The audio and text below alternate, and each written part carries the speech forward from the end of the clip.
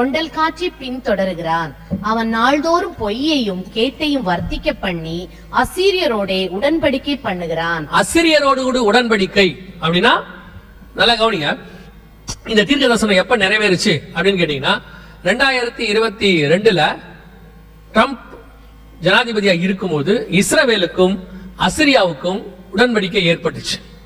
இது கிட்டத்தட்ட மோர் தென் 2000-3000 இயர்ஸ் கழிச்சு நடக்கிற ஒரு சம்பவம். அசிரியா உங்களுக்கு தெரியும் நினைக்கிறேன். இப்ப இருக்கக்கூடியதான இந்த UAE இந்த பக்கத்துல இருக்கக்கூடியவங்க தான் அசிரியர்கள். சீரியா அதை தாண்டி அந்த பக்கம் இருக்கிறவங்க அசிரியன்ஸ். இது பைபிள்ல உள்ள அசிரியா காலம். பைபிள்ல அசிரியரோடு கூட உடன்படிக்கை பண்ண ஆள் யாருன்னா யாக்கோபு. லாபானோடு கூட பெயர் சபாவில உடன்படிக்கை பண்ணினார். அவன் சீரியன் ஆகிய லாபான் அப்படின்னு இருக்கு. அதற்கு பிறகு நடந்ததான மிக முக்கியமான ஒரு உடன்படிக்கை இது. இந்த உடன்படிக்கை எப்ப நடந்துச்சுன்னா இப்போ 2021-22 ட்ரம்ப் வந்த பிறகு நடந்ததான உடன்படிக்கை. இதுல என்னங்க அவ்வளவு விசேஷம் இருக்கு அப்படின்னு கேட்டீங்கன்னா, ஒண்ணு, இது கடைசி கால அடையாளம். கடைசி காலத்தில் இப்படி ஒரு உடன்படிக்கை நடக்கும் என்பது. ரெண்டாவது, இந்த உடன்படிக்கை எல்லாம் நடக்க வாய்ப்பே கிடையாது.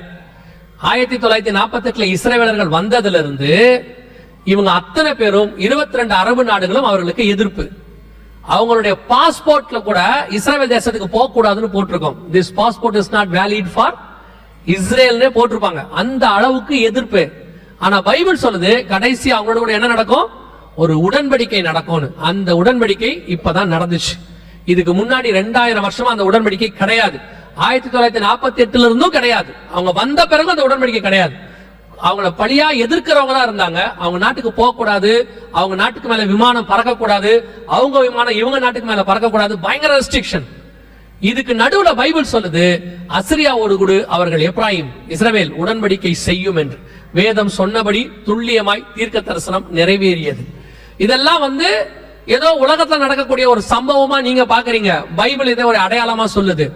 கடைசி காலத்தில் நடக்க வேண்டிய அடையாளமாக வேதம் சொல்லுது. இஸ்ரவேல் ஜனங்கள் வந்த பிறகு இந்த உடன்படிக்கை நடக்கும் என்று வேதம் சொன்னபடி துல்லியமாக உடன்படிக்கை நடந்துருச்சு. ஆனா இந்த உடன்படிக்கை நடக்கும் போதே நாங்க எங்களுடைய வீடியோலையும் பத்திரிகையில எழுதணும், இது ஒரு டெம்பரவரி. ஏன் அப்படின்னு கேட்டீங்கன்னு சொன்னா, இந்த உடன்படிக்கை என்பது ஒரு கடைசி காலத்தின் அடையாளம். இதற்கு பிறகு இஸ்ரவேலுக்கு விரோதமாய் அவர்கள் கூடுவார்கள். அது சகரியால இருக்கு. சொன்னபடி இப்ப இஸ்ரவேலுக்கு விரோதமா கூடியாச்சு. எல்லா நாடுகளும் வந்துருச்சு.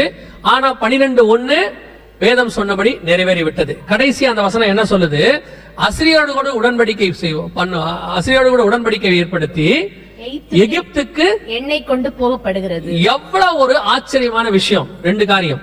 ஒன்று, 1948 இருந்து எகிப்து இஸ்ரவேலுடைய நம்பர் 1 எதிரி. நாசர்னு ஒருத்தர் இருந்தார் 1972 வரைக்கும்.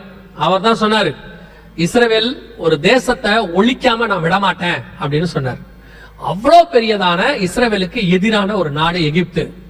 நம்பர் 2, எகிப்துக்கு எண்ணெய் கொடுக்கிற அளவுக்கு இஸ்ரவேல்ட்ட வளம் கிடையாது. அன்னைக்கு எகிப்து சூயஸ் கால்வாய் இருக்கு, அவங்க கிட்ட தேவையான எல்லா வளமும் இருக்கு.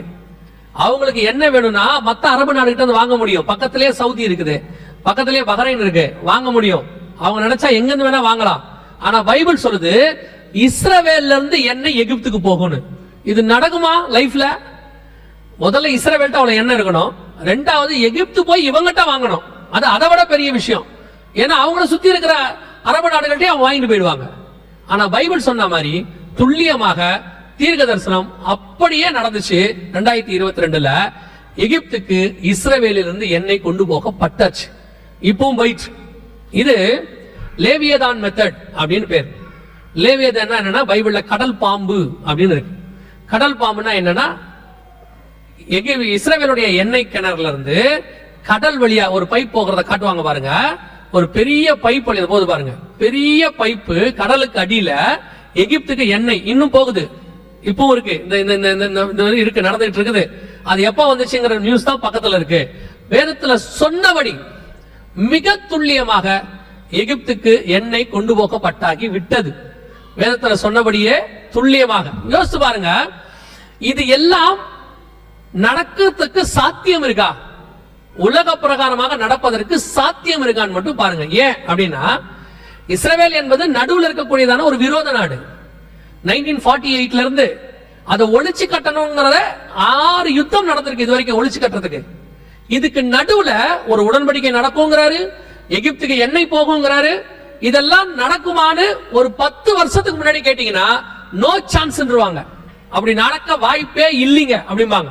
ஆனால் ஒன்று மட்டும் நிச்சயம், அவர் சொல்ல ஆகும், அவர் கட்டளையிட நிற்கும். அவர் ஒரு தீர்க்க தரிசனம் சொன்னார்னா அது நடக்கிறதுக்கு வாய்ப்பே இருக்காது, ஆனா நடக்கும், அது நிறைவேறும். எப்படின்லாம் கேட்க கூடாது. பல நேரத்துல ஆண்டவர் உங்களுக்கு வாக்கு பண்ணி இருப்பாரு, சில விஷயங்களை சொல்லி இருப்பாரு. அவர் சொன்னதுக்கும் இப்ப நடக்கிறதுக்கும் எந்த சம்பந்தமும் இருக்காது. திடீர்னு யோசேப்பு கிட்ட சொல்லிட்டாரு, 11 சகோதரரும் உன்னை வணங்குவார்கள். மறுநாள் காலையில அவன் தான் அடிச்சான். யார் வணங்குவாங்க? சம்மாடி அடிச்சிட்டான், அடிச்சு குழியில போட்டான், 10ஆவதுக்கு வித்துட்டான், இஸ்ரவேல்ட்ட வித்துட்டான், எகிப்துக்கு போயாச்சு. இப்போ யோசேப்புக்கு என்ன தோணணும்? இந்த வாக்குத்தத்தம் சொல்லாம இருந்தா கூட நல்லா இருந்திருக்கும். ஏன்னா இவர் சொன்னதான் போய் சொன்னாருங்க. ஆனா ஒண்ணு மட்டும் உண்மை, எனக்கு மாத்தி நடக்கும், எதிரா நடக்கும். யார் என்ன நேசிப்பாங்க இல்ல யார் என்ன சேவிப்பாங்கன்னு சொன்னாங்களோ அவங்களே எனக்கு எதிரா மாறுவாங்க. எது எனக்கு கர்த்தர் கிடைக்கும்னாரோ அது கிடைக்காத இடத்துக்கு போயிடும். எல்லாமே ஆப்போசிட்டா இருக்கும். நான் விசுவாசிக்க வேண்டியது சூழ்நிலையை அல்ல, நான் விசுவாசிக்க வேண்டியது கர்த்தருடைய வார்த்தையை. ஏன்னா சூழ்நிலை மாறும், வார்த்தை மாறவே மாறாது. அது சொன்னது கர்த்தர், சொல்லியும் செய்யாதிருப்பாரோ வசனத்தும் நிறைவேற்றாதிருப்பாரோ. அவர் சொன்னா அது நடக்கும், அவ்வளவுதான். எப்ப நடக்கும், ஏன் நடக்கும் கேட்கவே கேட்காதீங்க, நடக்கும். ஒரு நாள் வந்தது, அத்தனை பேரும் இவன் இருக்கிற இடத்துக்கு வந்து வணங்குனாங்க. அவன் நினைச்சா நம்ம இருக்கிற இடத்துல அவங்க வணங்குவாங்கன்னு, கர்த்தர் அப்படியே மாத்திட்டாரு. அவன் இருக்கிற இடத்துக்கு எல்லாரையும் வந்து வணங்க வச்சாரு. அந்த தேவன் இன்னைக்கும் நமக்கு சொன்னதை செய்ய வல்லமை உள்ளவராக இருக்கிறார். அது என்ன வாக்கு தத்தமோ, அது எப்படி சொல்லியிருப்பாரோ, அது வாக்கு தத்தம் பண்றது உங்களுக்கும் கர்த்தருக்கும் உள்ளது. சொல்லிட்டாரா, நாம எதையும் பார்க்க கூடாது, வார்த்தையை மட்டும் பிடிச்சுக்கணும். ஆபிரகாம் விசுவாசித்தான், விசுவாசிப்பதற்கு ஏது இல்லாத போது விசுவாசித்தான், அப்படிதான் பைபிள் சொல்லுது. அதே தேவன் இன்னைக்கும். யோசிச்சு பாருங்க, யாராவது நினைப்பாங்களா எகிப்துக்கு இஸ்ரேல் இருந்து என்ன போகும்னு? கர்த்தர் சொன்னா, நம்ம காலத்துல டெக்னாலஜி வளர்ந்துருச்சு, ஐநா சபை இருக்கு, எகிப்து இஸ்ரேல் அப்படி இருக்கு இப்படி இருக்கு, இதெல்லாம் நடக்காதுங்க அப்படின்னு சொல்லுவாங்க. எல்லாத்தையும் ஒரு நாள் ராத்திரியில மாத்தி மறுநாள் கொண்டு போவதற்கு கர்த்தர் வல்லமை உள்ளவராய் இருக்கிறார். அல்லேலூயா. 12:1 கர்த்தர் சொன்னபடி துல்லியமாய் நிறைவேறி விட்டது. இதுவரைக்கும் இந்த டைம் லைன்ல கர்த்தர் சொன்ன நடந்த காரியங்கள். இன்னும் 2 காரியம் இருக்கு, அதை நான் சொல்லிட்டு முடிக்க விரும்புறேன். நடக்க போகிற காரியங்கள், ஏன்னா அடுத்த டைம் லைன்ல இது வருது. வாசிங்க யோவேல் புஸ்தகம் 5வது வசனத்தை வாசிங்க. விழித்து அழுங்கள், திராட்சரசம் குடி. இல்ல 5வது வசனம் வாசிங்க. வெறியரே விழித்து. 5 வாசிக்கிறீங்க? 6 வாசிங்க. எண்ணி முடியாத ஒரு பலத்த ஜாதி, எண்ணி முடியாத ஒரு பலத்த ஜாதி என் தேசத்தின் மேல் வருகிறது, என் தேசத்தின் மேல் வருகிறது. அதன் பற்கள் சிங்கத்தின் பற்கள், சிங்கத்தின் பற்கள், துஷ்ட சிங்கத்தின் கடைவாய் பற்கள், துஷ்ட சிங்கத்தின் கடவாய் பற்கள் அதற்கு உண்டு. இப்போ இஸ்ரவேலுக்கு விரோதமாய் எழும்பி வரப்போகிற ஒரு பெரிய ஜனம், ஒரு பெரிய கூட்டம் எழும்பி வரப்போகிறது. அதன் பற்கள் சிங்கத்தின் பற்கள், அதன் கடவாய் பற்கள் துஷ்ட சிங்கத்தின் பற்கள் அப்படின்னு. யார் வரப்போறா, இஸ்ரவேலுக்கு விரோதமா என்ன நடக்க போகுது அப்படிங்கிற ஒரு மிக முக்கியமான தீர்க்க தரிசனம் தான் அங்கே உரைக்கப்பட்டிருக்கு. முதல்ல இது யாரை பத்தி சொல்லப்பட்டிருக்கிறது அப்படின்னு கேட்டீங்கன்னு சொன்னா, வாசிங்க வெளிப்படுத்துற விசேஷம் 13ஆம் அதிகாரம் 2வது வசனத்தை வாசிங்க. நான் கண்ட மிருகம் சிறுத்தையை போல இருந்தது, அதன் கால்கள் கரடியின் கால்களை போலவும், அதன் வாய், நல்லா கவனிங்க, அதன் வாய் சிங்கத்தின் வாயை போலவும் இருந்தன. யாரை பத்தி இது சொல்லப்பட்டிருக்கிறது அப்படின்னு கேட்டா, ஒரு மிருகம் சமுத்திரத்திலிருந்து எழுப்பி வந்தன அப்படின்னு இருக்கு 1வது வசனத்துல. இங்க நீங்க வாசிச்ச யோவேல் 1:6 ஒரு பெரிய ஜாதி என் ஜனத்துக்கு விரோதமாய் எழும்பி வருகிறது அப்படின்னு இருக்கு. துஷ்ட சிங்கத்தின் பற்கள், அங்க வாய் சிங்கத்தின் வாய். யாரை பத்தி சொல்லப்பட்டிருக்கிறது அப்படின்னா, வெளிப்படுத்தல் 13 வரப்போகிற மிகப்பெரியதான வல்லரசு, மிகப்பெரிய கவர்மெண்ட், யூரோப்பியன் யூனியனை குறித்து அங்கே சொல்லப்பட்டிருக்கு. இது என்ன சொல்றீங்க, எப்படி வரப்போகுது அப்படின்னு கேட்டீங்கன்னா, கவனிங்க. இப்ப நீங்க பாக்குற வார் இருக்குல்ல, இந்த war leads to 3rd world வாருக்கு லீடு போகும். இது அப்படியே 3ஆம் உலக யுத்தத்தை நோக்கி போகும். ஏன் அப்படின்னு கேட்டீங்கன்னா, இது ஆரம்பிச்ச இடம் அப்படிப்பட்டதான ஒரு இடம். எதுக்குன்னா, இஸ்ரவேல் மலைக்கு விரோதமா ஆரம்பிச்சிருக்கு. சோ இந்த வார் இப்ப நீங்க பார்த்துட்டு இருக்கிற வார் லீட்ஸ் டு தேர்ட் வேர்ல்டு வாராக இருக்கும். அதுக்கு முன்னாடி மிக முக்கியமாக 2 சம்பவம் நடக்கும். ஏற்கனவே நாங்க அந்த வீடியோல சொல்லி இருக்கிறோம், ஒருவேளை கேட்டிருப்பீங்க. ஒண்ணு, இந்த யுத்தத்தின் முடிவில் புது வல்லரசு உருவாகும், நியூ சூப்பர் பவர். ஒவ்வொரு உலக யுத்தம் முடியும் போது ஒரு சூப்பர் பவர் வரும். ஃபர்ஸ்ட் வேர்ல்டு வார் முடியும் போது யூகே சூப்பர் பவராக மாறிச்சு. செகண்ட் வேர்ல்டு வார் முடியும் போது அமெரிக்கா சூப்பர் பவராக மாறிச்சு. இன்னைக்கு வரைக்கும் அமெரிக்கா தான் இருக்கு. இப்போ அமெரிக்கா வீழ்ச்சி அடைஞ்சிருச்சு, பொருளாதாரத்துல விழுந்துருச்சு. இப்போ மற்ற காரியங்களும் கொஞ்சம் கொஞ்சமாக டவுன் ஆகிட்டே இருக்கு. அமெரிக்காவுடைய கடன் உங்களுக்கு தெரியும் நினைக்கிறேன், 33 ட்ரில்லியன் கோடியை தாண்டிடுச்சு. சோ அடைக்க முடியாத இடத்துக்கு அமெரிக்கா போயிடுச்சு. சோ அமெரிக்காவுடைய வீழ்ச்சி ஸ்டார்ட் ஆயிடுச்சு. இப்போ நீங்க பாப்பீங்க, பிரிக்ஸ் ஆரம்பிச்சிருக்காங்க.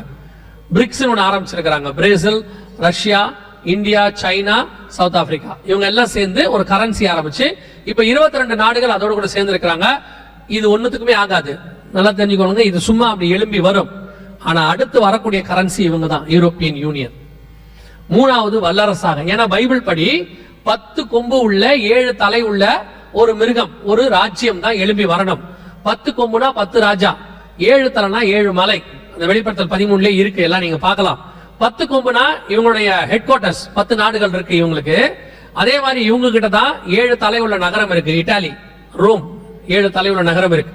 சோ இவங்க தான் அடுத்து எழும்பி வரணும் பைபிள் கணக்குப்படி.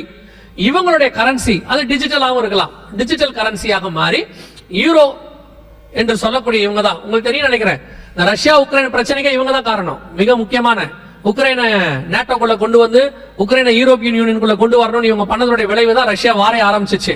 சோ இப்போ இவங்க தான் அதுக்கு மிக முக்கியமான காரணமா இருக்கிறாங்க. இந்த தேர்ட் வேர்ல்டு வார் முடியும் போது இவங்க சூப்பர் பவரா மாறுவாங்க.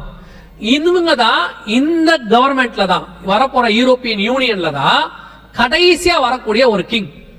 அவன் தான் பைபிள் சொல்லக்கூடிய ஆன்டி கிரைஸ்டாக இருப்பான். அதாவது இஸ்ரவேல் ஜனங்களுக்கு எதிராக எழும்பி தேவாலயத்தை தீட்டுப்படுத்தக்கூடியவனாக இருப்பான். இதுதான் யோவேல் 1:6 இருக்கு. வேதம் சொல்லுது, எண்ணி முடியாத ஒரு பலத்த ஜாதி. ஏன்னு கேட்டா இப்பவே இவங்க கிட்ட 29 நாடு இருக்கு. யூரோப்பியன் யூனியனுக்குள்ள 28 பிளஸ் உக்ரைன் 29. இன்னும் சில நாடுகள் அப்ளை பண்ணிருக்காங்க. சோ இவங்க சேரும் போது ஒரு பெரிய கூட்டம், பலத்த ஜாதி, எல்லாரும் ஒன்னா சேருவாங்க. இதுலயே பாருங்க, பிரான்ஸ் இருக்கு. பிரான்ஸ் ஒரு மிகப்பெரியதான ராணுவ காரியங்கள். அதே மாதிரி இட்டாலி இருக்கு. அதே மாதிரி இவங்க கிட்ட வந்துட்டு யூரோப்பியன் யூனியனுக்குள்ள மற்ற நாடுகளும் கலந்துருக்கு. எல்லாம் 29 நாடு இருக்கு. சோ இவங்க எல்லாமே சேர்ந்து ஒரு மிகப்பெரிய ஜாதியாக எழும்பும் போது கடைசியாக இதை கண்ட்ரோல் பண்ணக்கூடிய ஒரு ஆள் தான் ஆன்டி கிரைஸ்ட், சூப்பர் பவர். அந்த ஆன்டி கிரைஸ்ட் இஸ்ரவேலுக்கு விரோதமாக எழும்பி வருவான். அந்த கிங்டம் இது. இதை நாங்க ஒரு ப்ரூஃபோட தனி மெசேஜாவே இது இருக்கு. ஒருவேளை பார்க்க விரும்புனா நீங்க போய் பார்த்துக்கோங்க, ஆன்லைன்ல இருக்கு. சோ இதுதான் யூரோப்பியன் யூனியன். அடுத்து வரக்கூடிய யோவேல் 1:6, எண்ணி முடியாத பலத்த ஜாதி எழும்பி வரும் என்று வேதம் சொல்லுது. சோ இப்போ இந்த ஒரு கவர்மெண்ட் தான் அடுத்து எழும்பி வர வேண்டியதான ஒரு கவர்மெண்ட். இப்போ இவங்க வந்துட்டு இந்த இஸ்ரேல் ஹமாஸ், அந்த இஸ்ரேல் ரஷ்யா பிரச்சனையில இப்ப இவங்க நுழைஞ்சிருக்காங்க. இப்பதான் உள்ள வந்திருக்காங்க. யூரோப்பியன் யூனியனுக்குள்ள பெரிய ப்ராப்ளம்ஸ் வர ஆரம்பிச்சிருக்குது. இவங்களுக்குள்ளேயே இப்போ யாருக்கு ஹெல்ப் பண்ணணும், யாருக்கு ஹெல்ப் பண்ணக்கூடாது அப்படிங்கறதெல்லாம் வர ஆரம்பிச்சிருக்கு. சோ அடுத்த சூப்பர் பவராக இவர்கள் தான் உருவாகி வரணும். வேதத்தின்படி, கணக்கின்படி அடுத்த 10 நாடுகள் கூட்டமைப்பு இதுதான் எழும்பி வரணும். இப்ப அந்த ஜாதி, அதாவது அந்த நாடு ரெடியாக இருக்கிறது, எழும்பி வருவதற்கு ரெடியாக இருக்கு. இவங்க இன்னைக்கு நேரத்துல ஏறக்குறைய ஒரு 50 வருஷமாக இதுக்கான ஆயத்தத்துல இருந்து 2001 இருந்து இப்ப ரெடியாகி அடுத்த சூப்பர் பவராக உருவாவதற்கு இவங்க ரெடியாக இருக்கிறாங்க. இந்த காலகட்டத்தில் மிக முக்கியமான ஒரு சம்பவம் நடக்கும் என்று ஆண்டவர் சொல்றார். வாசிங்க, நம்ம அதை வாசிட்டு முடிக்கலாம். வாசிங்க, யோவேல் தீர்க்கதரிசன புத்தகம் 1ஆம் அதிகாரம் 15வது வசனத்தை வாசிங்க. அந்த நாளின் நிமித்தம் ஐயோ, அந்த நாளின் நிமித்தம் ஐயோ, கர்த்தருடைய நாள், கர்த்தருடைய நாள் சமீபமாய் இருக்கிறது, சமீபமாய் இருக்கிறது. அது சங்காரம் போல சர்வ வல்லவரிடத்திலிருந்து வருகிறது. கர்த்தருடைய நாள் சமீபமாய் இருக்கிறது. இது நடந்து கொண்டிருக்கும் போது ஓசியா புஸ்தகத்துல சொல்லாத ஒரு வார்த்தை, கர்த்தருடைய நாள் சமீபமாய் இருக்கிறது என்று ஓசியா புஸ்தகத்துல சொல்லாத ஒரு வார்த்தை யோவேல் ஆரம்பிக்குது. 1:15 யோவேல். 2வது வாசிங்க, யோவேல் தீர்க்கதரிசன புஸ்தகம் 2ஆம் அதிகாரம் 1வது வசனத்தை வாசிங்க. சீயோனிலே எக்காளம் ஊதுங்கள், சீயோனிலே எக்காளம் ஊதுங்கள், என் பரிசுத்த பர்வதத்திலே உச்சரிப்பின் சத்தமிடுங்கள், தேசத்தின் குடிகள் எல்லாம் தத்தளிக்க கடவர்கள், ஏனெனில் கர்த்தருடைய நாள் வருகிறது, கர்த்தருடைய நாள் வருகிறது, அது சமீபமாய் இருக்கிறது. 3வது வாசிங்க. 2ஆம் அதிகாரம் யோவேல் புஸ்தகம் அவைகளுக்கு 11வது வசனம் வாசிங்க. அவைகளுக்கு முன்னாக 11வது வசனம். கர்த்தர் தமது சேனைக்கு முன் சத்தமிடுவார், அவருடைய பாளையம் மகா பெரிது, அவருடைய வார்த்தையின்படி செய்கிறதற்கு வல்லமை உள்ளது, கர்த்தருடைய நாள் பெரிதும் மகா பயங்கரமாய் இருக்கும், அதை சகிக்கிறவன் யார்? அந்த 2 அதிகாரத்துல 3 தடவை கர்த்தருடைய நாள் சமீபமாய் இருக்கிறது, கர்த்தருடைய நாள் சமீபமாய் இருக்கிறது, கர்த்தருடைய நாள் சமீபமாய் இருக்குதுன்னு சொல்லிட்டே இருக்கிறார். இதுக்கு முன்னாடி இவ்வளவு விஷயத்த சொல்லிட்டு வந்த ஆண்டவர் ஓசியா புஸ்தகத்துல கர்த்தருடைய நாள் வருது அப்படின்னு சொல்லல. இந்த சம்பவங்கள் எல்லாம் சொல்லிட்டு வரும்போது யோவேல்ல ஆரம்பிக்கிறாரு. ஆரம்பிக்கும் போது எப்படி ஆரம்பிக்கிறாரு? கர்த்தருடைய நாள் சமீபமாய் இருக்கிறது. சரி, இந்த கர்த்தருடைய நாள் அப்படிங்கிறது என்ன? கர்த்தருடைய நாள் அப்படிங்கறத நம்ம எதை சொல்றோம்? பொதுவா நிறைய பேர் கர்த்தருடைய நாளுங்கிறத ரகசிய வருகை, சபை எடுத்துக்கொள்ளப்படுதல் அப்படின்னு சொல்லுவாங்க. வாசிங்க 2 பேதுருவின் புஸ்தகம் 3ஆம் அதிகாரம், 2 பேதுரு புஸ்தகம் 3ஆம் அதிகாரம் 10வது வசனம் வாசிங்க. கர்த்தருடைய நாள் இரவிலே திருடன் வருகிற விதமாய் வரும், இரவிலே திருடன் வருகிற விதமாய் வரும், அப்பொழுது வானங்கள் மடமட என்று அகன்று போம், பூதங்கள் வெந்து உருகி போம், பூமியும் அதில் உள்ள கிரியைகளும் எரிந்து அழிந்து போம். அப்ப அந்த கர்த்தருடைய நாள் என்பதை இதை வாசிக்கும் போது இரவிலே திருடன் வருகிற விதமாய் வரும் அப்படின்னு நம்ம எல்லாரும் என்ன டிசைட் பண்றோம்னா, இது ரகசிய வருகை, சபை எடுத்துக்கொள்ளப்படுறதை பத்தி அங்க சொல்லப்பட்டிருக்கிறது அப்படின்னு சொல்லி நம்ம நினைச்சுக்கிறோம். ஆனால் இரவிலே திருடன் வருகிற விதமாய் வரும் அப்படின்னு ஆண்டவர் ரகசிய வருகையை பத்தி சொல்லல. வாசிங்க வெளிப்படுத்துற விசேஷம் 16ஆம் அதிகாரம், வெளிப்படுத்துற விசேஷம் 16ஆம் அதிகாரம் 15வது வசனத்தை வாசிங்க.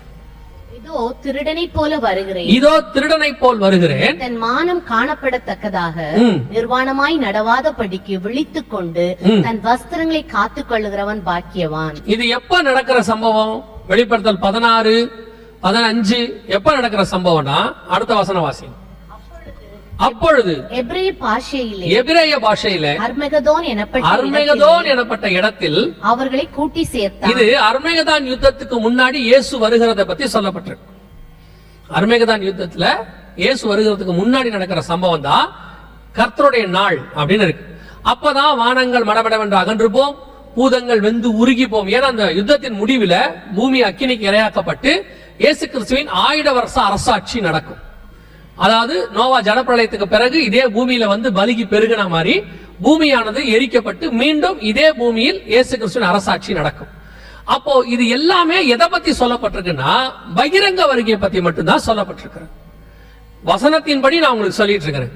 அப்ப இங்க கர்த்தருடைய நாள் கர்த்தருடைய நாள் கர்த்தருடைய நாள்னு சொல்லும் பொழுது நாம எல்லாம் இரவிலே திருடன் வருகிற விதமாய் வரும், திருடன் வருகிற விதமாய் வரும்னா ரகசிய வருகை பத்தி சொல்றோம், ரகசிய வருகை பத்தி சொல்றோம் நினைச்சிட்டு இருக்கோம்.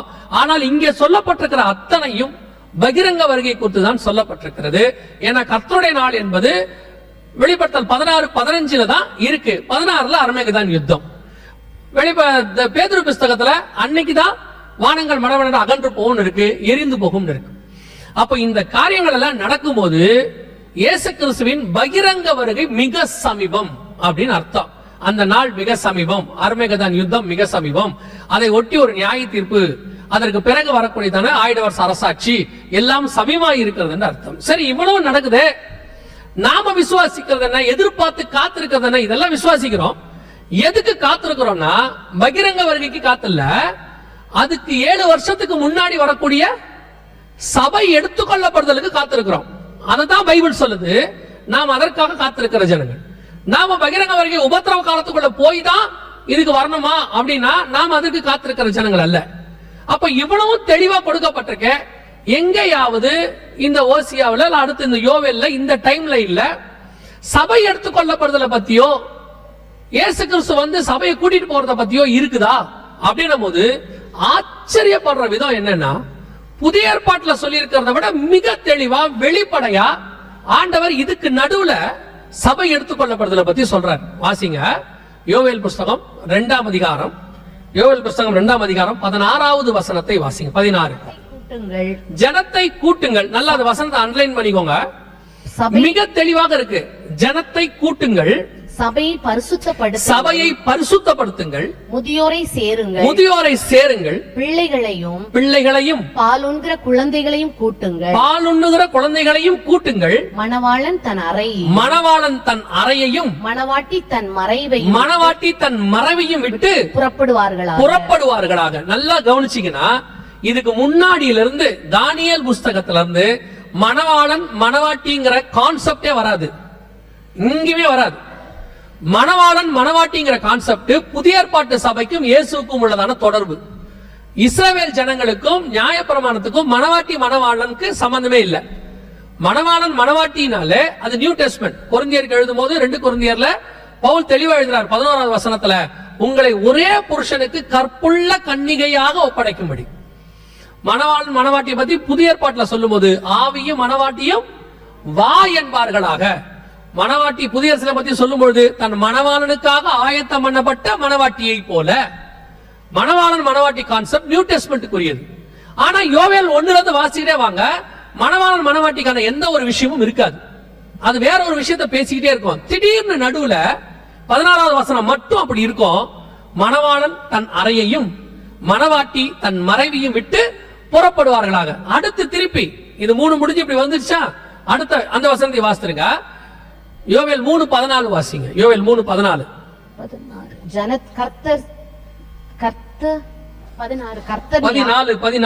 கர்த்தர் சீயோனிலிருந்து 3:14 நியாய தீர்ப்பின் பள்ளத்தாக்கிலே ஜனங்கள் திரள் திரளாய் இருக்கிறார்கள். நியாய தீர்ப்பின் பள்ளத்தாக்கிலே கர்த்தரின் நாள் சமீபமாய். இந்த நியாய தீர்ப்பின் பள்ளத்தாக்கு தான் அர்மேகதான் யுத்தம் நடக்கக்கூடிய மெகிதோ வேலி. மெகிதோ எனப்பட்ட இடத்தில் கூட்டி சேர்த்தான். வசனம் சொல்லுது, அங்கே கர்த்தருடைய நாள் சமீபமாய் இருக்கிறது. இன்னும் கர்த்தருடைய நாள் என்னவாதான் இருக்குது, சமீபமாதான் இருக்குது. ஆனா அதுக்கு நடுவுலயே மணவாளன் வந்து மணவாட்டியை அழைத்து கொண்டு போகிறார்னு யோவேல் 1:2-16 தெளிவா சொல்லியிருக்கு. இதை விட சபை எடுத்துக்கொள்ளப்படுத போகிறது, வருக வரப்போது, சபை போக போகுங்கிறதுக்கு தெளிவான விளக்கமான வசனம் தேவையே இல்லை. ஆண்டவர் மிக தெளிவாய் சொல்லி இருக்கிறார். இப்ப அந்த யுத்தம் ஆரம்பிச்சிருக்கு. இந்த யுத்தத்தின் முடிவுல தான் இந்த ஒரு பலத்த ஜாதி யூரோப்பியன் யூனியன் எழும்பணும். அதுக்கு நடுவுல கர்த்தருடைய நாள் சமீபம். அதுக்கு நடுவுல மணவாளன் தன் மணவாட்டியை வந்து கூட்டிட்டு போவார்னு வசனம் சொல்லுது.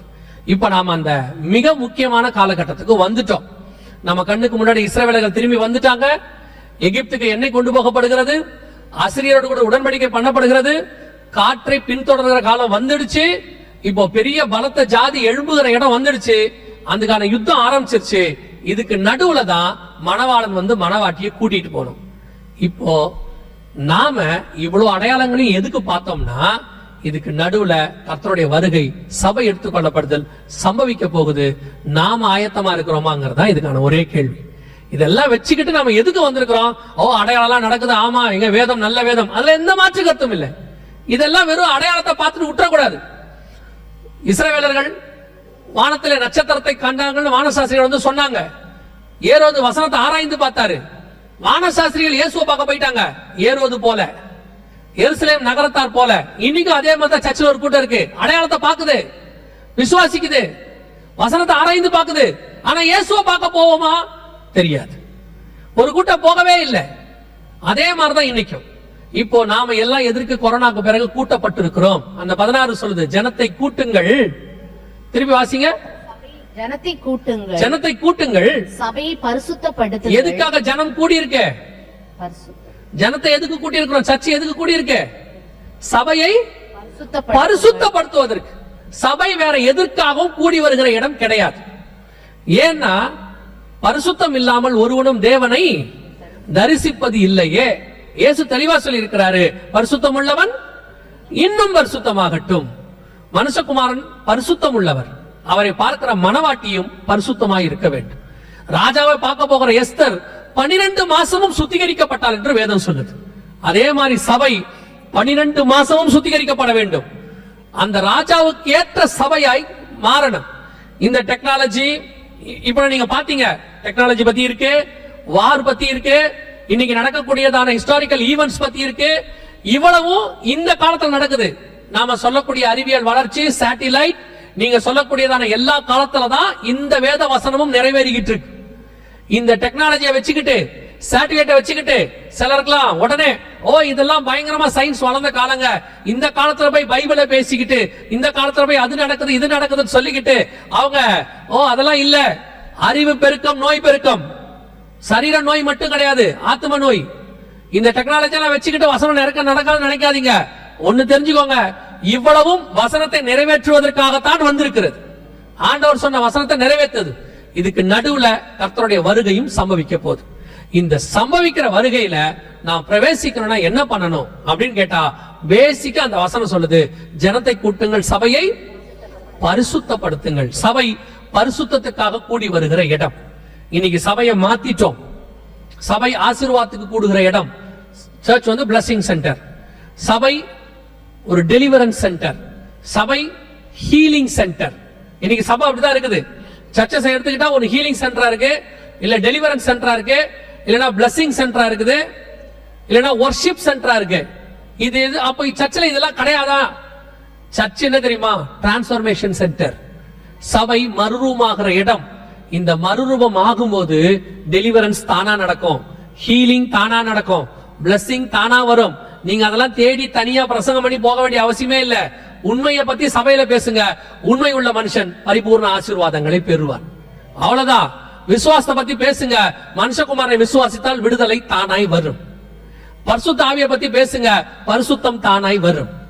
அவரையே தந்தவர் மற்ற எல்லாவற்றையும் அருளாதிருப்பது எப்படி? இந்த கடைசி காலத்துல பிசாசு ஒரு நூதனமான உபதேசத்தை சபைக்குள்ள கொண்டு வந்து சபையை உலகத்துக்கு நேரா திருப்பிக்கிட்டு இருக்கிறான். சபையை பிளஸிங் சென்டரா மாத்திக்கிட்டு இருக்கிறான். அதுதான் உங்களுக்கும் நல்லா தெரியுது. திருப்பியும் சொல்றேன், உங்களை விட இயேசுவை விசுவாசிக்காத உலகத்தான் இன்னும் ஆசீர்வாதமா இருக்கிறான். பெரிய வீடு வச்சிருக்கான், கார் வச்சிருக்கான், நீங்க நினைக்கிற ஆசீர்வாதத்தை அவன் வச்சிருக்கான். ஆனா அவங்கிட்ட இல்லாத ஒரே ஆசீர்வாதம் ஆண்டவராக இயேசு கிறிஸ்து உங்ககிட்ட என்கிட்டயும் இருக்கிறார். இதுதான் மெய்யான ஆசீர்வாதம். வீடு உண்மையான ஆசீர்வாதம் இல்ல, அது நீடு, தேவை. வாகனம் உண்மையான ஆசீர்வாதம் அல்ல, அது நீடு, தேவை. எல்லாமே தேவை. ஆனா ஆசீர்வாதம் எது தெரியுமா? மணவாளனோடு கூட மணவாட்டி புறப்பட்டு நித்தியமாய் அவரோடு கூட இருக்க போகுது.